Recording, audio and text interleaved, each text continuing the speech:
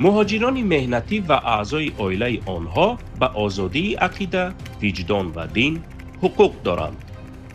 این حقوق از آزادی داشتن، قبول کردن دین یا اعتقاد با انتخاب خود و آزادی پیروی کردن دین یا اعتقاد خود شخصاً یا در یک جایگی با دیگران، به طور عمومی یا خصوصی عبادت نمودن، انجام دادن رسم و آیین و تعلیمات دینی و عنعنوی را در بر می‌گیرد. مهاجران مهنتی و اعضای عائله آنها نباید مورد مجبورکنی قرار داده شوند که آن باعث محدود گردیدن آزادی انتخاب خود داشتن یا با اختیار خود قبول کردن دین یا اعتقاد آنها گردد.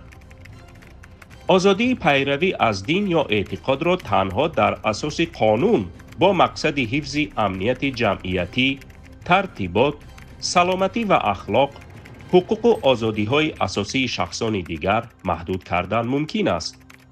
دولت‌ها اشتراکچیان همین کنونسیا عهده‌دار می‌شوند که آزادی پدر و مادر و در حالت‌های دخلدار پرستاران قانون را اگر یکی از آنها مهاجر مهنتی باشد برای تربیت دینی و اخلاقی فرزندانشان موافق اعتقاد خود احترام کنند.